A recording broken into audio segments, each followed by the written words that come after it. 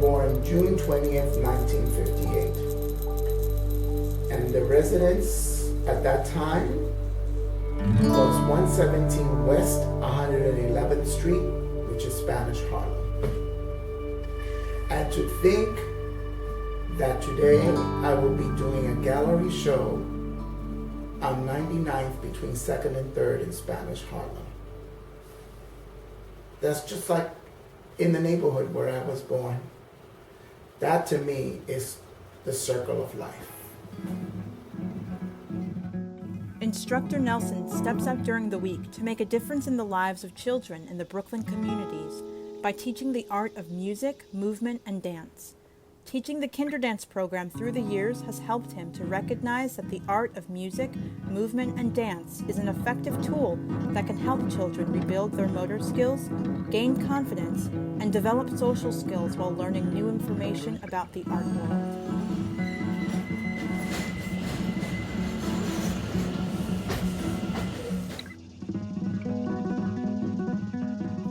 Art is a powerful source that can be used for children to explore the world and discover who they are. A classroom infused with visual art, global music, creative dance, and authentic conversation inspired by the arts can enrich the mind of every child.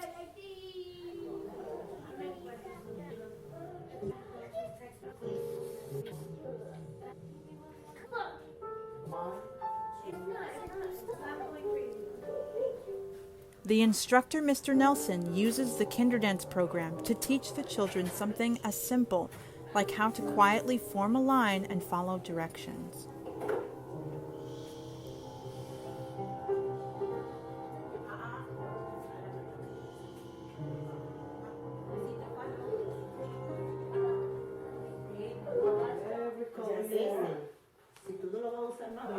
While working in the art room with her students, Miss Elizabeth shares about her children's response when art is applied in a classroom setting. I feel like we are not teaching them. I feel like they're teaching us in a way. Because every time they dance and stuff, like we can tell them like, oh, do this and do that, right?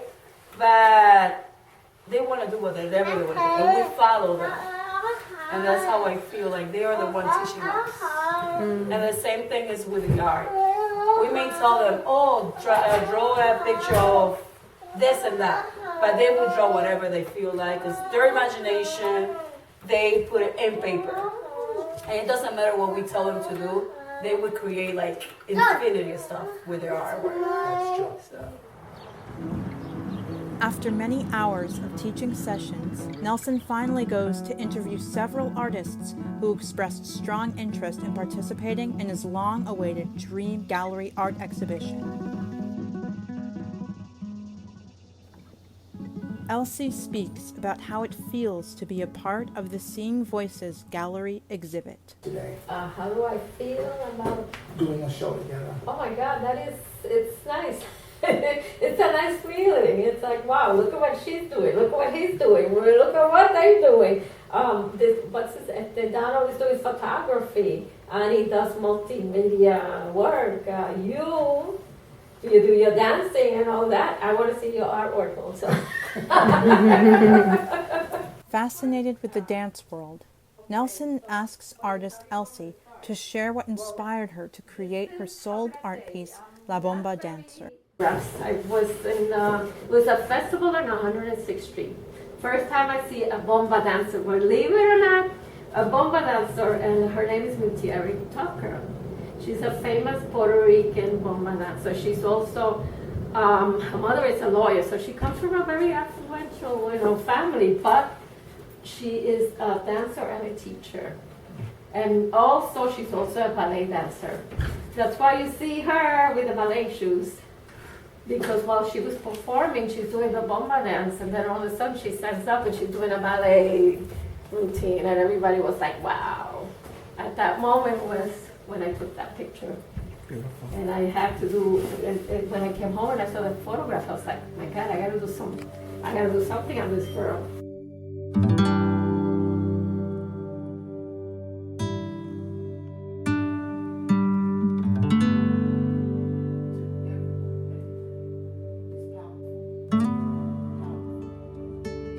I graduated from the High School of Fashion Industries, you know, on 23rd Street in the West Side. And I was going to be, I studied pattern making, design, and all that stuff. But when I got back from the service, I went to, I started to go into, I went into visual arts on the GI Bill, and I studied fine art. So then that's it. After that, I just became a fine artist. So I got work that deals specifically with Puerto Rican themes.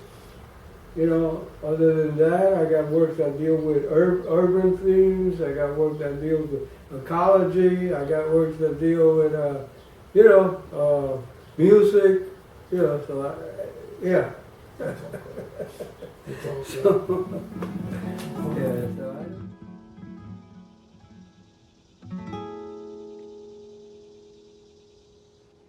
I was like a sponge.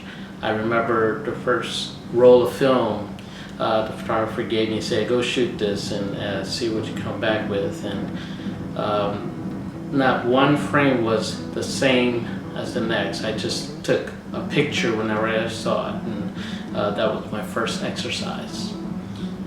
Then I knew this was what I wanted to do. Well, fast forward, I am a commercial still life photographer.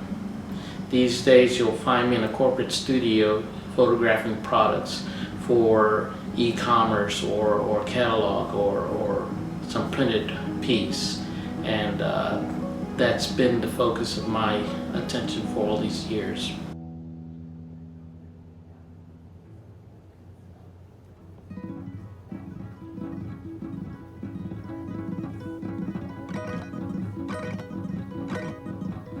Part of it is like I love color. I mean, you know, some people have this very basic, cool, modern look. No, that's not for me. I like color. I like florals. I like life. I like, you know, things that are beautiful and bright and, you know, vibrant. Yeah, and that's a Latin thing for sure. That's how my mom had her house, you know. So, and my grandma too. And so, you know, all those things that, you know, you think that you say, how did I become who I am?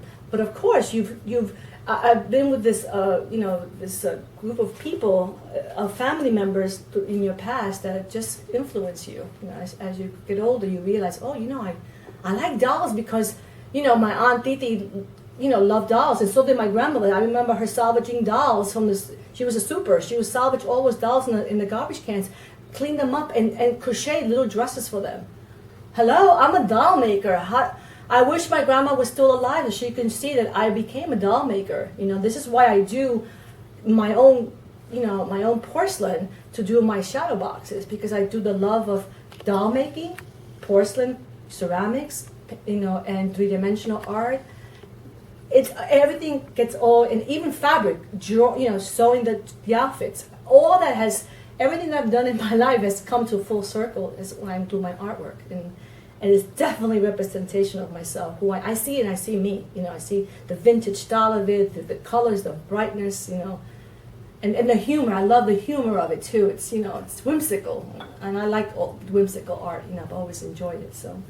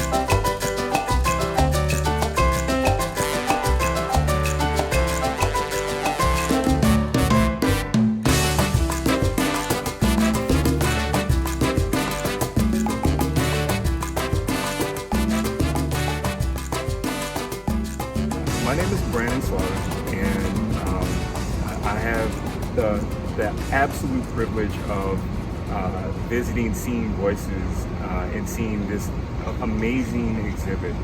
As I think about what this exhibit represents, the different pieces from the variety of different extraordinary artists, the word that comes to mind is dreams.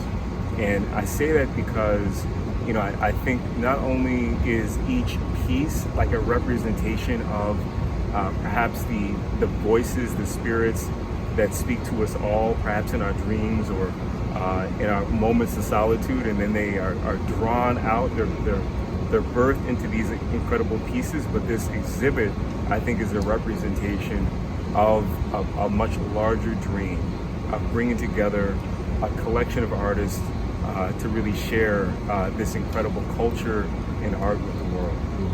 Some of the goals that Nelson Soto and CAfED Inc. have is to not only promote the work of Black, Brown, BIPOC artists, but also to become mentors to young people, whether it's helping them in internships or pairing them up with someone more established in the arts. Do you have any thoughts or contributions, because your work is also geared to having young people reach their potential? I consider myself a lifelong educator, and I think I view a lot of my personal experiences through the lens of an educator. And so the opportunity to be able to mentor up and coming artists, to draw a line and a legacy between those who have been in this space for many years and those who are coming up with creative, brilliant ideas. I love that, and if there's any way that I can support that, I'm totally for it. I think that it's critical that we are able to not only pass down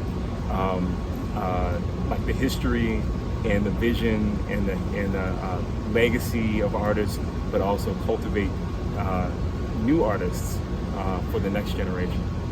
What would you tell them about the show? It's the show. It's really nice because I like Nelson had a vision, and we were all friends of Nelson from High School of Art and Design, and he took each one of us and he believed in us, which is something that I do appreciate about what he did. And he's more or less, each one of us has a different way, a different style of doing art, and he took everybody together. And I mean, you can see the show upstairs, yes. And he did a beautiful job. He did an exquisite job. No, first of all, the space, and I'll get the name of the space wrong, but it's gorgeous. Mm-hmm. And just walking in this morning, it was so peaceful and relaxing.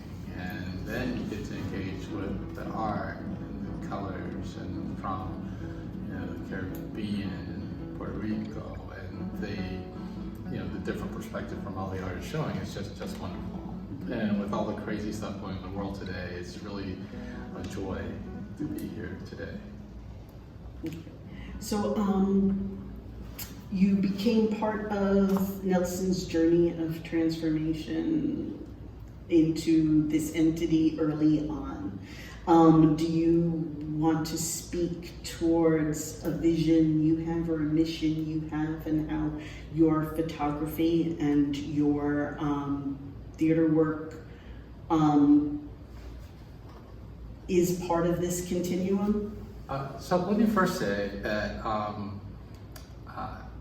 Nelson married a friend of mine that I've known since first grade.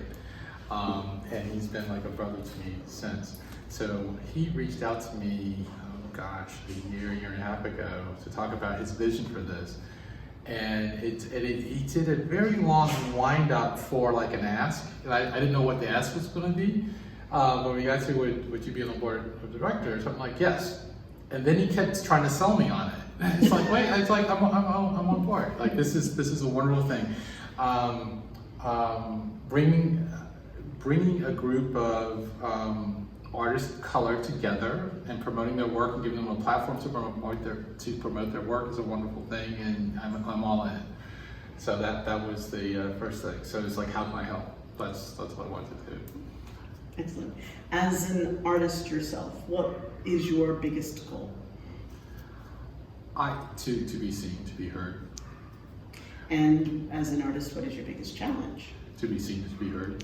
Is there any particular work of art or any particular thing that you saw today that speaks to you on that level? Kind of like a poem, where it just existed in the moment and it made an impression on you? Well, I believe that artwork is storytelling, and artists are the creative ones, and they are the bards of their time period. Mm-hmm. And when they capture something in the moment, it really harbors something to do with community, something to do with family, something for connection. It evokes emotions. I had strong emotions to certain pieces. So many of the works are beautiful to me. I purchased some of Teresa's items. I love Annie Arroyo's work. I spoke to Elise. I love her work.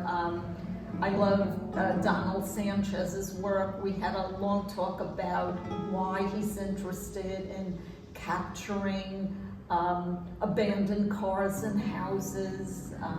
That's very fascinating to me, the story. I love the work of Adrienne, the trees. I loved her trees. I have a thing for trees, and then seeing the colors that she used. I loved Weeping Willow. She had a Weeping Willow. And I loved, what is his name, Jeff? We spoke a long time. I really love his paintings, and we spoke at length. I had a lot of questions about his paintings. So many of the items were really very beautiful to me, and they fostered emotions in me, strong emotions, and I asked questions. And that is about the interviewer in me. I was a trained interviewer, but I take the art of the question, and I'm an active listener. I like to hear and intuit what is really going on. So when you look at the artwork, you do the same thing. You say, yes, it's capturing something in the moment, but it's telling a story.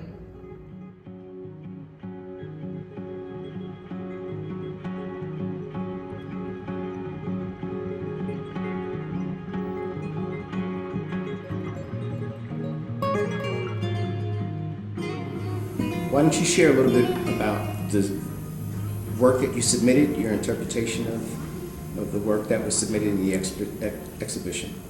Yes, well, actually I submitted two pieces. They were both entitled The Caribbean Giant.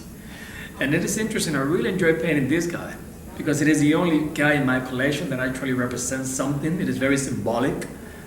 His body represents the Caribbean Sea. His hair represents all the different cultures that we have in the Caribbean. His face is an African mask. And this individual, he's always playing something. Either he's playing conga, or cuatro, guitarra, maracas, because he's always even though he's huge, but he's a teddy bear. You know, he's a guy who really enjoys a peaceful, quiet life. And for me, it is a clear representation of who we are as Caribbeans. So that's why I submitted those two pieces. I thought that they were pretty significant. Mm-hmm. Great. And what inspires you to create art? The big question. You know what? I'm gonna give it to you straight on. There's only one word: love. Truly, it is love. I love painting, and I also love seeing people's reaction. And it brings joy to my heart to see joy in their faces. And when I think about that, that is really what drives me to the studio, what drives me to be in front of a canvas. I mean, there's just nothing else. Everything else is just in the peripheral, whether I have to do it because it's a commission or if it sells, it brings some income, that is all good. But at the end of the day, nobody's forcing me to do this. So I truly do it because I really love painting. Excellent. And finally, what would you say to young artists? What word would you have for them? As Yes. someone who's been an artist for many, many years. So many tips and advice that I could give. I'm gonna try to summarize it here quickly. One, be humble. A lot was accomplished before you were born. So be humble. And continue learning. A master, what is called a master, truly is an individual that stays in a student mode. And that's why it is a master. And remember that it doesn't matter how many webinars, lessons, classes you take. Nobody can teach you how to paint like you, but yourself. So you learn by doing. You learn by toiling the craft. So that is my best advice. Continue painting. The best teacher is the moment, the tools, the techniques that you're using, and you build up on them little by little. You see, you have to create a sensitivity to feedback. So whatever you accomplish in this piece, and if there was something that you really enjoy, you can move on to the next one and apply it. Or if there was something that you didn't like, then you know that you have to edit that doesn't work for you. But you learn by doing, no doubt. You learn by doing. So you have to continue painting. You are one of the giants in art that happens to be Puerto Rican. We are so excited that you are part of this group. Can you speak to an artistic challenge you've encountered in your career? From my career? Well, starting in the beginning of my career, I was when I came back from the Vietnam War, I entered the School of Visual Arts, and there I met a few Puerto Rican artists that were there, and through that meeting we were involved with the Art Workers Coalition, which was an advocacy organization between 1969 and 1970. And from there, eventually, we were involved with a lot of the demonstrations, pro artists' rights and against the war in Vietnam and different things happening. And eventually, myself and about 4 of the core group of activists that were Puerto Rican and were involved with the Art Workers Coalition created the Taller Boricua in 1970. And basically the Taller has been like at the forefront of the alternative arts movement in New York City, creating art and creating institutions also that carried. So we had to like redesign the whole concept. We had to do the art, create the vehicles to promote the art and exhibit the art, So out of that basic nucleus came a lot of organizations which flourished during the 70s, 80s, and 90s, including the Museo del Barrio. We were involved with Rafael Ortiz Montañez, who was the original director and creator of the Museo del Barrio concept. We were part of that initiative, and from there, we were involved with other organizations like the Cayman Gallery, which evolved out of an organization called the Friends of Puerto Rico, and et cetera, et cetera. And so my trajectory since the early 70s, late 60s has been an advocacy position, but using art to create education and support. And And by creating the Taller Boricua, we instituted a printmaking workshop which collaborated with like the Young Lords at that time, and various other movements that were pro the independence of Puerto Rico, like Movimiento Pro Independencia de Puerto Rico and El Comité on the west side. So there were various organizations during that time, so my basic art practice came from when I attended the School of Visual Arts, and I was exposed to like the pop art aesthetic, and basically I sort of became a pop artist, and I've carried that aesthetic. As you see, some of my work in the exhibition carries that aesthetic of the pop art aesthetic, but with like a U-turn into the Caribbean, using the Caribbean aesthetics of the pre-Columbian aesthetic of the Taíno Indians, using the Afro Puerto Rican aesthetic combination, and of course Puerto Ricans are a mixture of different nationalities. We have Irish, German, Italian, Spanish, of course, and then the African influence and the pre-Columbus influence of the Taíno Arawak nation. So anyway, so my art, basically, my personal art, is based on a combination of all those elements, you know? And some of I got work at the Smithsonian Institute. They collect some of my work. I got work at the Museo del Barrios collection in Puerto Rico in different institutions. So, you know, so anyway, but my basic root element is advocacy through the arts. What is your biggest goal as an artist?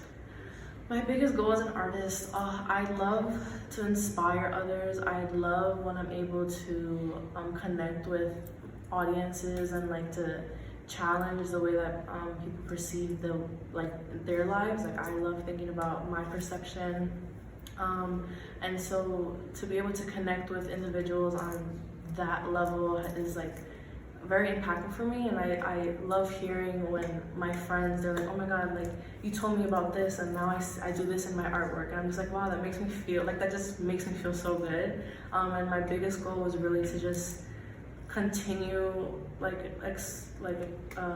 teaching and like expressing through my work and my art. I would love to have some organization that I'm able to give the resources that I now have that I didn't have as in high school, to people who might have felt like they didn't have the opportunity like me when they were young, that, oh, here's a new hobby that I would love to do. And so I want to be able to provide a space to explore those opportunities and provide courses for kids and adults and studio space, and to be able to mentor people, for people who don't have in their communities. I definitely would love to be the person to provide that, and why not do that through art? And you are making a living as an artist. We have people who are coming up behind you. Do you have any advice for them? Advice? Number one, don't compare yourself to someone else. Follow your true feelings as an artist, because not everyone's going to like your work, and I don't think we should always go out to try to please everyone. There's going to be a group of people that just love your work, and that's basically all you really need. If you're trying to please everyone, you're not going to please anyone. So just pursue what you enjoy doing. I mean, if it's considered weird or maybe to this or to that, that's fine. It's what you see, it's what you experience, it's what you feel. So wherever you draw inspiration, because all of us are inspired, follow that path. Don't be someone that, oh, I'm going to try this, try this, try this, try this, and then you don't have an identity, or try to copy someone else's work. Let that birth inside of you. Hi, we're chatting with Abekura at Seeing Voices, Divisiones de Boricua. Abekura is a fashion designer, a fine artist, and a poet here in New York City. And she's one of the young featured artists. So, Abe, can you, first, what are your impressions of being in the same show with Jorge Rodriguez and Marcos Dimas? What does that mean to you on a professional level or on an emotional level?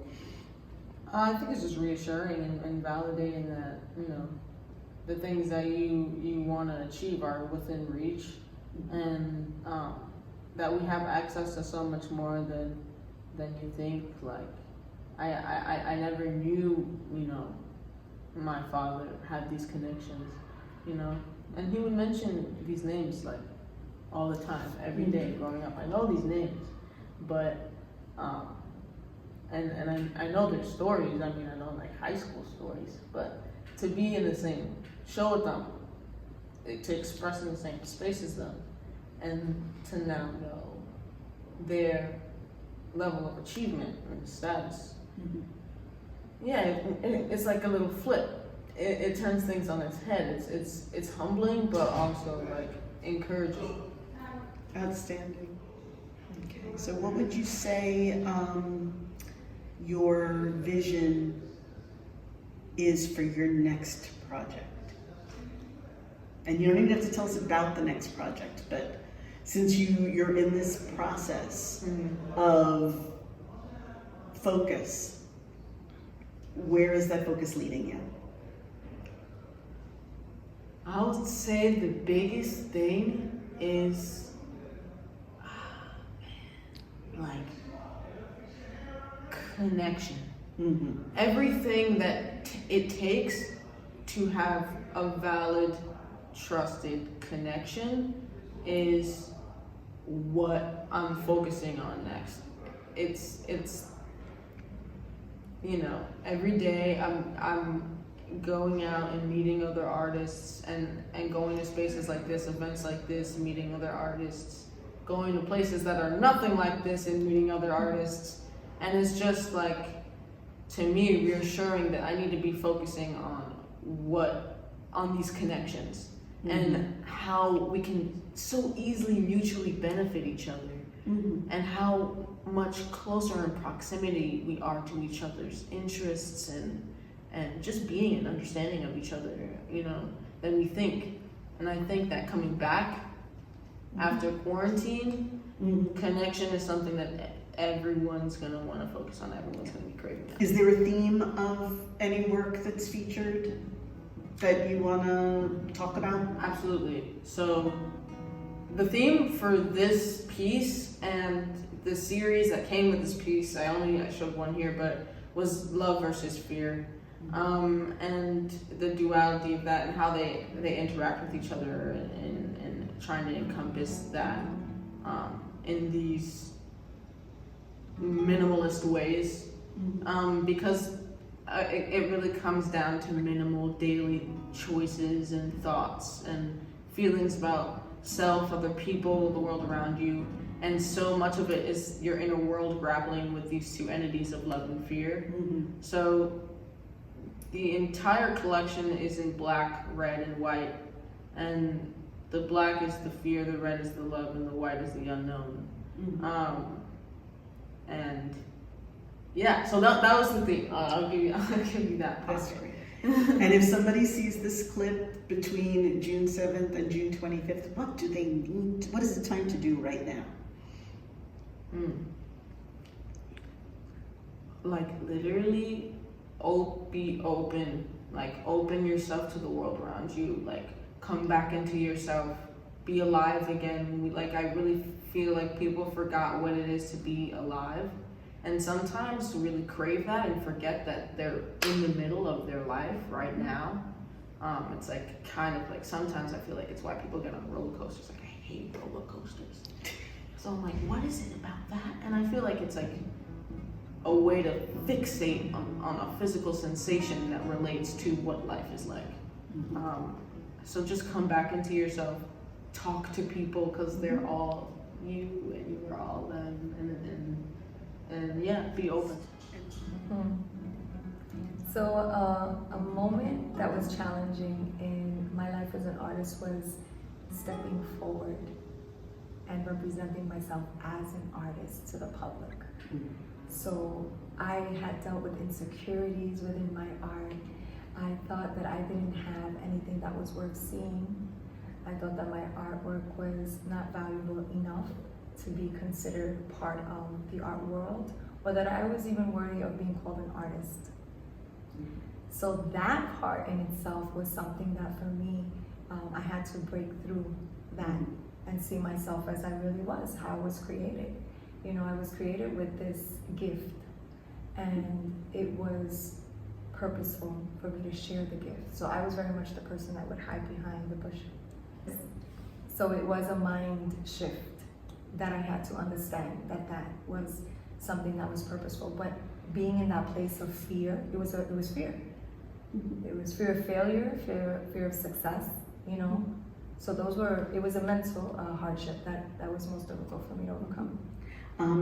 Another artist had mentioned that advice from, I'm not saying your parents, but advice from his father was like, oh, you can do your art, but you need to pick another living so you can have a family and support a family. Was there an economic component to that fear of stepping out and calling yourself an artist? I would say for sure. In society, this is not a career choice that is necessarily going to bring forth any financial stability. So that's something I would say. I always had the support of my parents for sure. It wasn't that. I think it was just my own fears. Again, fear of failure. So fear of it's not worth it. Who's gonna want to see it? Who would want to buy it? So once I came out of my own self, and it really was not. It was part of believing, and working through the message, which is what drove me to actually create and put it forth, despite the fear. The fear was still there. The fear was still there, and it was like, but the motivation behind giving forth the message was far greater than the fear. So how would you translate that to advice for some of the 320-something artists that are also featured in this show? Or for somebody out there on seeing this on Instagram or seeing this in Facebook, who is maybe caught up in the same fears that you experience? What advice would you give them? Go for it. Go for it. As simple as that. That's it. Let go. Go for it. Step out in faith. You know, give abundantly. You've been given a gift. It's not yours. Give back and give it abundantly. Just fall into it. You know, keep on. Keep it moving. You know, don't stop. Keep growing. Keep moving forward. What changed inside of you as you added this to your life? Well, there's a famous quote by Thomas Merton. He's a monk. He said, in art, there's a place where you find yourself, and also it's the same place where you lose yourself. As I started doing watercolor and doing art, I started finding myself. I said, wow, this is something that was buried in me that I never discovered, and I just was engrossed in it so much that sometimes I even got lost in it. My wife would sometimes say, Jeff, what are you doing? You're painting all day. You know, it was almost like an obsession that I got as that skill developed. So it was a place of finding and also losing. Yeah. What would you say your biggest goal is coming up as an artist? Just keep developing the skill, keep developing the ability to evoke feelings for the observer as I paint, not to just paint to copy or but to evoke feelings on the person that's seeing the painting. At what moment in time was your biggest challenge? Well, there have been many. I did an installation of a galleon that took me from 1990 to 1993, the installation, to create the installation. It was shown at the Museum of El Barrio. And it had all kinds of materials in it: ceramic, wood, cotton, crystal, wire, copper, etching, ceramics, you name it. We had the piece incorporated into the concept. And it traveled to 4 museums. And it's one of my most challenging works of art. You were part of early public art programs here in New York City. Yes. Can you describe what the beginning was like back then? Like, how did you get involved, and how did, what kind of obstacles did the city face, did the artists face working with the city? I got involved because they selected me, President for the art program in New York City, selected me to be the first artist to create a project in New York City. And as a matter of fact, the opening is the celebration, the 36 years anniversary celebration is coming. It will be June 26th. This year. The day after our show here closes. Yes. Yes. So that will be the 36th anniversary celebration. And it was difficult at the beginning because it was the beginning of the President for Art program, so there were no, the mechanism of the program was not fully developed yet. Now, artists get commissions and they have connections with factories, different categories of ways of creating works of art. But at the time was very limited, and I was one of the first artists, so I had to create my own formula to be able to do the piece that I did with a very minimal budget at the time. Outstanding. Was there a competition back then? Oh, many artists competed for the opportunity, and I was the artist selected out of hundreds of artists that submitted application at that time.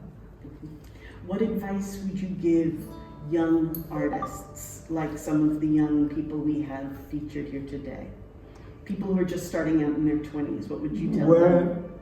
I think artists have to be ready to create unique works of art. I believe in the sublime myself as an artist. So I try to create works of art that are, in a way, a complete manifestation of my knowledge. So I go into different directions when I do works of art. I can go into painting, I can go into sculpture, I can go into designs, different kinds of design for any kind of building or concept. And I advise young artists to develop their knowledge, study as much as you can, don't repeat too much. I believe that there's a lot of repetition in the artwork these days. Each work of art that the young artist creates has to be unique. It cannot be a copy of the last one or the same one repeated 5 times. Each piece has to be different than the other. If you are a painter, challenge yourself with sculpture. try to incorporate sculpture into your paintings or into your work of art. If you're a sculptor, study design, do some drawings, expand your horizons. Myself, an artist, I never repeat a work of art, only if it's a series of work of art. Right. But in general, my work is diverse. Each piece is different than the other. It's in an entire different universe. Is there a theme to your photography in this show? So the theme of my photography in this show is one of the genres that I love shooting is anything rusted, abandoned, dilapidated, broken down. And I often travel the back roads in the South and I look for abandoned farmhouses, barns, but particularly vehicles. I really love the old classic vehicles. And so the series of photographs that I'm exhibiting in the show is a bunch of old cars from the 50s, 40s, 50s, and I think I have one from the 60s. And the vehicles are abandoned, rusted. In fact, most of them are in a forest that just kind of grew up. These cars have been around since the 30s, 40s, and 50s, and a whole forest grew up around them. And I think it's just fascinating to look at the vehicles intermixed right in the midst of nature. But I think by photographing it in a way where I can compose the shots, focus in on details of the vehicle, and then in post-processing, just bump up the saturation and the color. And I think it kind of brings it to life. So this sense of something that was abandoned, decayed, and I'm hoping that through my art that I would just kind of bring it back to life and that people would look at it and feel something and it would speak to them in a unique way. How does it feel to be part of this art show in particular? I am so thrilled beyond words. As you know, you may know, many of the artists are from the High School of Art and Design. I graduated from the High School of Art and Design with these artists, and so they've been my friends for 40 some odd years. We just recently connected because of this collaborative effort of the artists. And the work that these artists do are amazing. After high school, I took a different career path. I didn't pursue art, but many of them continued, and their work is a testimony to their professionalism and their growth as artists. So I feel like, even though we went to school back in the 70s together, I feel like a junior artist compared to them, because although I've been doing photography for many years, like I said, I took a different course in terms of my career. And just within the last several years, I picked up my camera again and started going full-fledged back into photography. So it's an honor, it's a privilege, and we're a family of artists, both figuratively and literally. So it's just amazing to be participating in this show with them. Do you have any recommendations or suggestions for young artists up and coming? So my recommendation is, particularly I think artists, we're perfectionists by nature, and I just recall when I was a young student in art design, 15 years old, 16 years old, just being frustrated with myself and my artwork. It's not good enough. It doesn't look like these other artists. Why can't I get this right? And I think a lot of artists may identify with that. But my encouragement to you would be just to continue creating. Art is cyclical. And there are times when you may put out 30 pieces of artwork, and out of the 30, there are 3 that you just knocked out of the ballpark. And I think that's just typical for artists. But I think over the years, as you continue to perfect your craft, as you continue to express your voice, your creative voice, you'll find your groove, and you'll continue to improve as an artist. And then you get to the place where you're creating consistently, putting out really good work. So just stick with it. Don't get discouraged. If you do feel discouraged, just realize, you know what? I can continue doing this, and I'm going to go someplace. I look at my photography that I started back in '85 is when I really picked up a camera and started doing photography, and I still have some of those images, and I look back and I cringe. Oh, what was I looking at here? But it's a process. It's a growing process. Like, how would you describe the themes of your work? Yeah, so the theme of my work was bred from wanting to do my first show in general. Initially, the show was supposed to be totally different than what it ended up coming out to be. But it really kind of birthed itself, specifically the content from same thing that we all were going through, the pandemic in New York City in 2020. I like to erase that year from my mind, but simultaneously too, I use these pieces as a means to not completely erase it, just because it did build a lot of grounds for a foundation of being intentional with what I want to show the world. So this entire series initially was a virtual gallery. It's online right now. You can pretty much see it. I'll put the link up. I initially wanted to do something in person because I wanted to be able to show myself in my work. So this is my first opportunity to do it. First show ever in my life. First pieces I've ever shown, and I guess I would say in public in person. So it's been really great. So pretty much what it is I call the show Dormant. During a time where New York City was on lockdown, I considered New York to be more dormant and resting than it is being active and fluid as it is now. So I pretty much hopped on my bike. I put the gloves on when people thought the gloves were like the thing that would keep us safe, right? Put my mask on, and I biked downtown, and I went to places that were normally super packed with either people who were, going to work or going to see Times Square or wherever it may be that's like a normal populated place. And I just pulled my camera out and took pictures of what I saw. Didn't see any people, which was really interesting enough, but the ones that I did see were 20 feet apart instead of 6. So it was really fascinating to go to Times Square and be able to sit. I literally sat in the middle of the street for, I counted 15 minutes until a car came by. So these pieces are just pretty much when New York was at a standstill. Meeting Mr. Rodriguez and meeting Mr. Dimas, who have, as Puerto Rican artists, gone well before him, and your work is, you're standing on their shoulders, whether you will tell us what meeting them here was like. It was definitely an inspiration, for sure. I feel like, especially being locked up dormant for so long, it was even more inspirational just to connect in a way that, to receive the message of keep going, know where you came from, and lead with that. So within doing that and receiving confirmation of it, I'm someone who's sometimes too independent, so sometimes I forget to ask for help or support.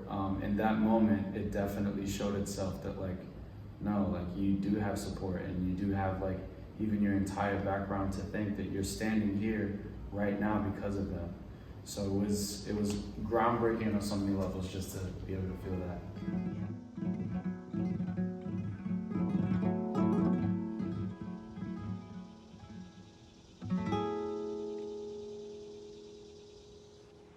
Nelson brought me in.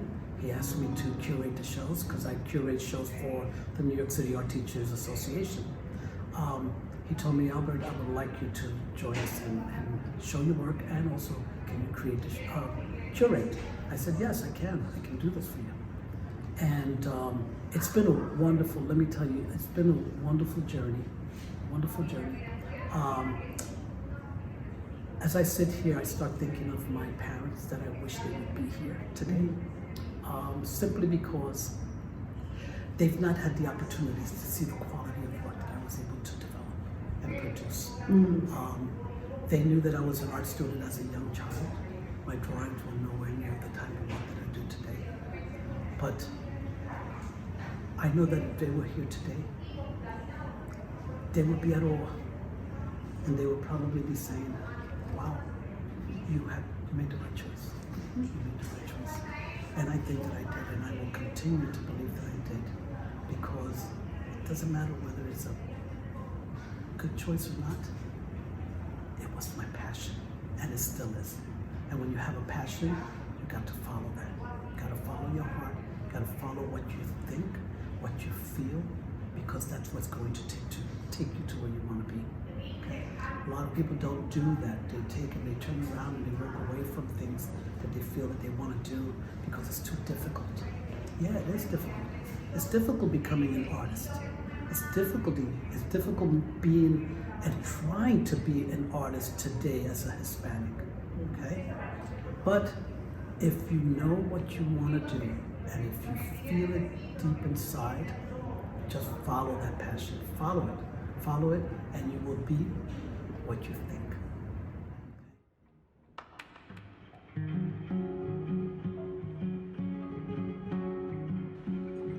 So I was a lingerie designer for many years, and when I retired, I said, I have to do something. I can't just sit here and rumble my thumbs. So I said, okay, so I love art, I love to cook, I need to put something together. And the idea of apron came about. I picked up that pencil, picked up a brush, and that was my beginning. And I haven't stopped. I love it. I expanded into making cutting boards, tostoneras, bags, anything that can be painted, I will paint it. And that's been, my new passion.